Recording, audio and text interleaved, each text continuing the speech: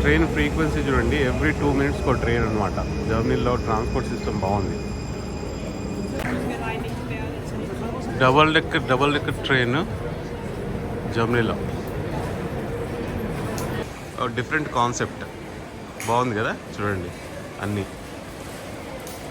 డిఫరెంట్గా different countries నుండి వచ్చిన వాళ్ళు చాలామంది ఎక్కడికి నెక్స్ట్ ఫర్దర్ డెస్టినేషన్ ఎక్కడ అని చెప్పేసి రాస్తారనమాట.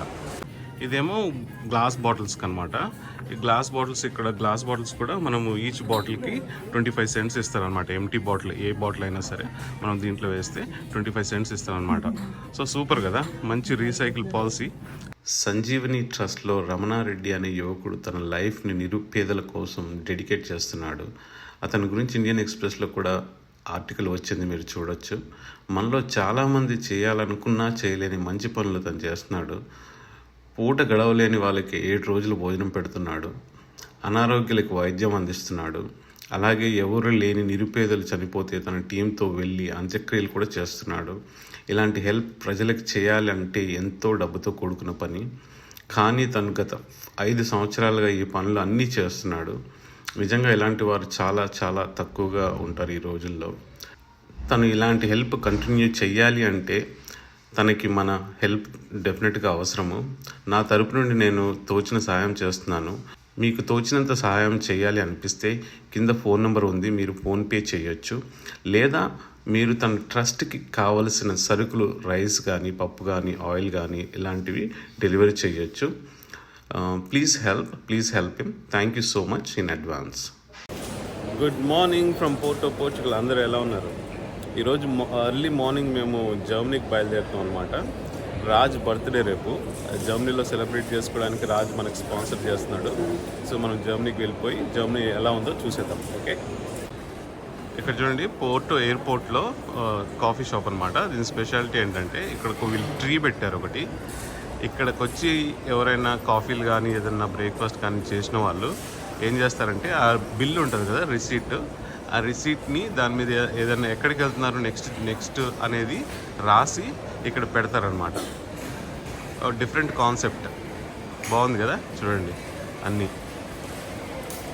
డిఫరెంట్గా డిఫరెంట్ కంట్రీస్ నుండి వచ్చిన వాళ్ళు చాలామంది ఎక్కడికి నెక్స్ట్ ఫర్దర్ డెస్టినేషన్ ఎక్కడ అని చెప్పేసి రాస్తారనమాట. ఓకే, మనం సెక్యూరిటీ చెక్లోకి వెళ్ళిపోతున్నాము. మనం దిగేసాము ఇక్కడ నరెన్బర్గ్ ఎయిర్పోర్ట్లో, మ్యూనిక్ పక్కన. సో మ్యూనిక్ దగ్గర ఇది ఎయిర్పోర్ట్ అనమాట. మనం బయటికి వెళ్ళాలి. జర్మనీలో అండర్ గ్రౌండ్ ట్రైన్ చూడండి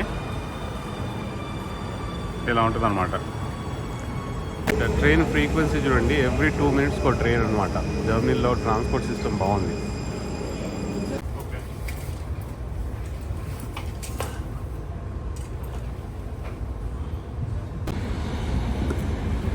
బయటకు వచ్చాము చూడడానికి, స్టేషన్ బయట ఎలా ఉంటుందని.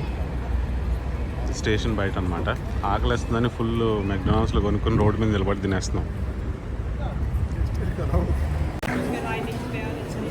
డబల్ డెక్కర్ ట్రైన్ జర్మనీలో. చూడండి, ఎప్పుడైనా 3 floors ట్రైన్ చూసారా మీరు? ఇటు చూడండి, ఇది ఒక ఫ్లోర్ అనమాట. ఇక్కడ నుండి ఇంకో ఫ్లోరు పైకి వెళ్తున్నాము. ఇదొక ఫ్లోరు. ఇక్కడ నుండి ఇది చూడండి ఇంకో ఫ్లోర్ అనమాట. 3 floors. ఎవ్వరు లేరు, చాలా తక్కువ మంది ఉన్నారు.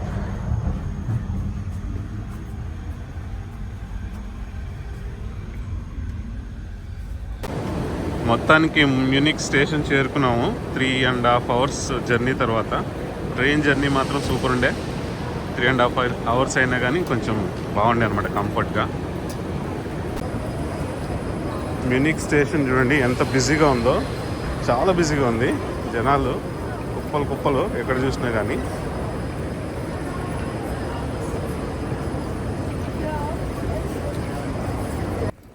వెల్కమ్ టు మ్యూనిక్ వచ్చాం. మొత్తానికి 7.5 గంటలు ప్రయాణం చేసి, 3 గంటలు ఫ్లైటు, 3.5 గంటలు ట్రైను ప్రయాణం చేసి వచ్చాం అనమాట. ఎవరిని కలవడానికి వచ్చామంటే ఇదిగో హలో. మన బెస్ట్ ఫ్రెండ్ జర్మనీలో తరుణ్ అనమాట. తరుణ్ని కలవడానికి వచ్చాము. మన రాజు ఉన్నాడు కదా, రాజు బర్త్డే సెలబ్రేట్ చేయడానికి వచ్చామన్నమాట. చూడండి అవుట్ సైడ్ మ్యూనిక్ బాగానే ఉంది, పర్లేదు.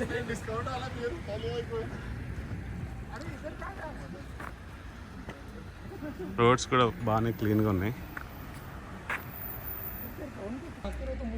చూడండి క్రిస్మస్ ట్రీ ఎంత బ్యూటిఫుల్ ఉందో, పొడువుగా సూపర్ ఉంది కదా రోడ్డు మీద.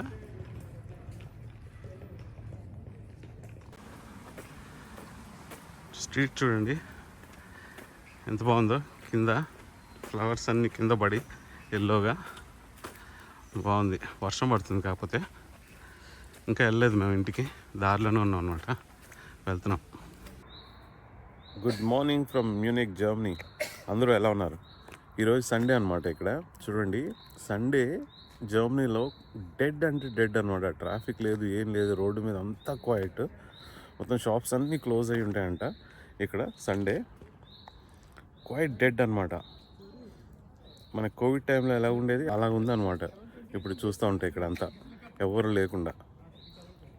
ఇక్కడ చూడండి, మనము సూపర్ మార్కెట్కి వచ్చామన్నమాట. ఇది కొంచెం అమేజింగ్గా ఉంది. ఇవన్నీ స్కానర్స్ అనమాట. మనము ఈ స్కానర్స్ తీసుకుని, ఇక్కడ స్కానర్ మనం తీసుకుని, స్కానర్ మనం ఇలా తీసుకుని లోపలికి వెళ్ళి మనం షాపింగ్ చేసినప్పుడు మనమే స్కాన్ చేసుకోవాలన్నమాట. స్కాన్ చేసుకొని ఈ డివైస్ ఉంది కదా, ఇది చెక్అవుట్లో హ్యాండ్ ఓవర్ చేస్తే వాళ్ళు మనకి పేమెంట్కి బిల్ ఇస్తారనమాట. చూద్దాం ఎలా వర్క్ అవుతుందో.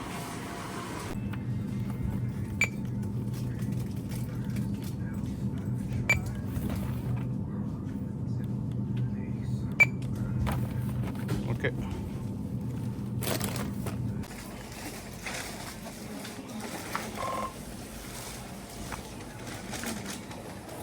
So, mit Karte?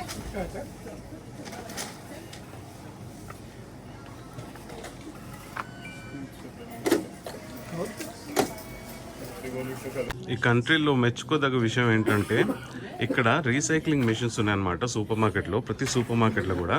ఇక్కడ మనం ప్లాస్టిక్ బాటిల్లో ఈచ్ బాటిల్ వేస్తే మనకి 25 సెంట్స్ ఇస్తారు. 25 సెంట్స్ అంటే ఆల్మోస్ట్ 20 రూపాయలు అనమాట. సో 20 రూపాయలు మనకి ఒక ప్లాస్టిక్ బాటిల్ వేస్తే వస్తుందన్నమాట.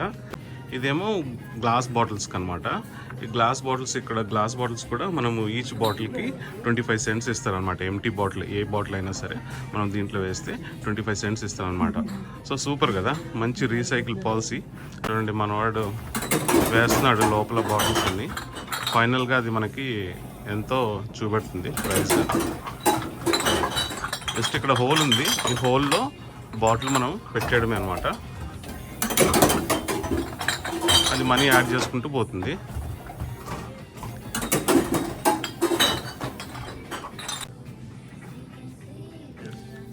ఓకే, మనము లోపల కొన్ని బాటిల్స్ వేసాము. దానికి మనకి €1 0.4 సెంట్స్ ఇచ్చారు.